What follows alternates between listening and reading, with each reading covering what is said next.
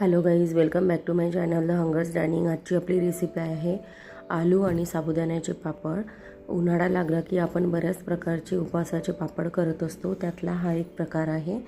आलू आणि साबुदाण्याचं अचूक प्रमाण सांगून मी तुम्हाला याची रेसिपी इथे सांगणार आहे। यासाठी आपल्याला 2 ते 3 साहित्याची गरज पडणार आहे। चला तर बघूया काय काय साहित्य आपल्याला इथे लागेल आणि खूप सोपी पद्धत आहे। सुरुवात करूया। इथे मी अर्धा किलो साबुदाणा घेतलेला आहे आणि 1 किलो आलू घेतलेले आहेत। सर्वात आधी मी कढई ठेवलेली आहे। या कढईमध्ये जो साबुदाणा मी इथे घेतलेला आहे तो साबुदाणा आपल्याला छान भाजून घ्यायचा आहे। लो फ्लेमवर तुम्हाला हा साबुदाणा भाजायचा आहे। साबुदाण्याचे पापड, परत आलूच्या सालीचे पापड आणि अलग प्रकारचे पापडांची रेसिपी माझ्या यूट्यूब चॅनलवर आहे, तुम्ही ते नक्की बघू शकता चॅनलवर जाऊन। आणि आता हे साबुदाणा आपल्याला भाजत आहे, तोपर्यंत आपण हे जे आलू घेतलेले आहे ते आलू आपल्याला कुकरमध्ये 3 ते 4 शिट्ट्यांवर शिजवून घ्यायचे आहे। हा साबुदाणा आपल्याला कमी गॅसवरच भाजायचा आहे। जास्त मोठा गॅस जर कराल तर साबुदाणा जळू शकतो, त्यामुळे सावकाश भाजायचा आहे। आता कुकरच्या 3 ते 4 शिट्ट्या मी करायला ठेवलेल्या आहेत। अगदी व्यवस्थित कसा भाजला जातो ते मी तुम्हाला थोडं पुढे जाऊन सांगणार आहे। असं साबुदाणा भाजत आल्यानंतर हा थोडा थोडा असा फुटतो। साबुदाणा असा फुटायचा आवाज होतो छान आणि फुलतो थोडा। बघू शकता हे दाणे हळू थोडे थोडे असे फुललेले आहेत। अशा प्रकारे आपल्याला हा साबुदाणा भाजून घ्यायचा आहे। बघा साबुदाणा छान फुगलेला आहे आणि असा हाताने छान क्रिस्पी असा तुटत आहे। या पद्धतीने आपल्याला हा साबुदाणा भाजून घ्यायचा आहे। हा भाजून झाल्यानंतर आपल्याला एका प्लेटीमध्ये काढून घ्यायचा आहे किंवा ताटामध्ये तुम्ही थंड करायला ठेवा। मी अशा बाउलमध्ये हा साबुदाणा काढून घेतलेला आहे। याला मी पूर्णपणे थंड करणार आहे। थंड केल्यानंतरच आपल्याला याची पावडर तयार करायची आहे। जर तुमच्या घराजवळ चक्की वगैरे असेल साबुदाणा दळायची तर तुम्ही तिथे जाऊन दळू शकता। आता मिक्सरच्या भांड्यात मी हे पूर्ण याची बारीक पावडर करून घेणार आहे साबुदाण्याची। साबुदाणा हा कच्चा न वापरता तुम्हाला भाजूनच इथे वापरायचा आहे। मिक्सरच्या भांड्यामध्ये हे साबुदाण्याचं छान पीठ इथे तयार झालेलं आहे।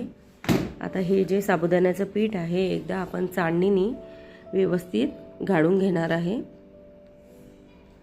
जेणेकरून जाडसर जो भाग आहे तो निघून जाईल।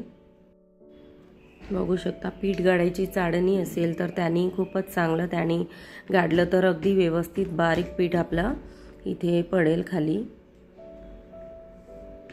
बघू शकता पूर्णपणे मी हे पीठ गाळून घेतलेलं आहे आणि हे जाडसर भाग मी बाजूला काढून घेणार आहे। आणि 1 किलो आलूला तुम्ही अर्धा किलो साबुदाण्याचं पीठ वापरा।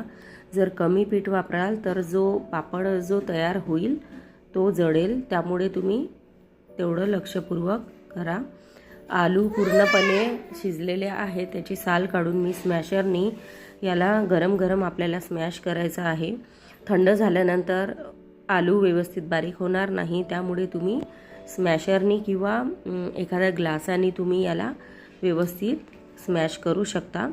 मी तुम्हाला ग्लासाने पण करून दाखवणार आहे। अगदी स्टेप बाय स्टेप तुम्हाला हे असं चिकनं हे आलूचं मिश्रण तयार करायचं आहे।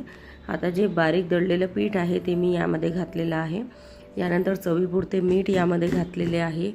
तिखट चवीनुसार तुम्ही घालू शकता आणि जिरे यामध्ये मिक्स करून घेणार आहे। अगदी गरम गरमच तुम्हाला हे मळून घ्यायचं आहे। बघू शकता छान मळून झालेला आहे। आता याचे छोटे छोटे गोळे करून आपल्याला पापड लाटून घ्यायचे आहे। एखादं प्लॅस्टिक घेऊन त्याला तेल लावायचं आहे।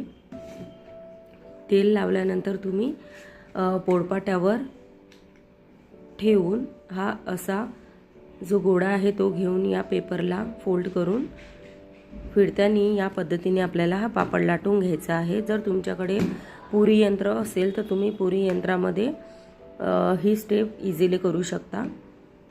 मी पोळपाटवर लाटून घेतलेला आहे आणि अशा पद्धतीने हा मस्त पापड इथे तयार झालेला आहे आणि खूप लवकर होतात. जर पुरी यंत्र असेल तर खूप जास्त लवकर होतात पापड.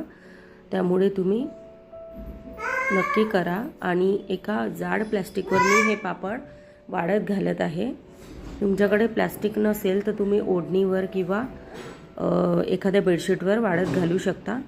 बघा, अशा पद्धतीने हे सर्व पापड मी इथे तयार केलेले आहेत.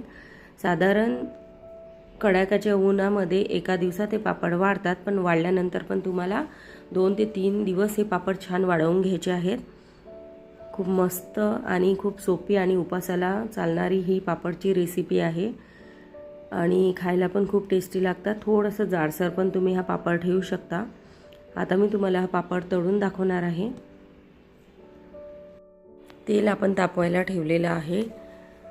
आता हे जे एक एक करून आपण पापड इथे तळून घेणार आहे. अगदी कमी गॅसवर तुम्हाला हे पापड तळायचे आहे, कारण पापड हे खूप पातळ आहे लाटलेले, त्यामुळे जळायची शक्यता असते. आता सर्व पापड आपण इथे तळून घेणार आहे. तुम्हाला हवं असेल तर तुम्ही पापड थोडं जाडसर पण ठेवू शकतात. बघा, खूप छान आणि क्रिस्पी हा पापड इथे तळून झालेला आहे. आता हे पापड मी व्यवस्थित असे ठेवलेले आहेत फोटोकरिता आणि खूप टेस्टी हे पापड लागतात. तुम्ही घरी ही रेसिपी नक्की करून बघा. खूप सोपी आहे आणि अशाच अलग अलग रेसिपीजसाठी मी सर्व पापडच्या लिंक, उपासाच्या पापडाच्या लिंक्स मी डिस्क्रिप्शन बॉक्समध्ये नक्की शेअर करेल, तुम्ही बघू शकता. आणि ही रेसिपी जर तुम्हाला आवडली असेल तर माझ्या चॅनलला लाईक, शेअर आणि सबस्क्राईब नक्की करा.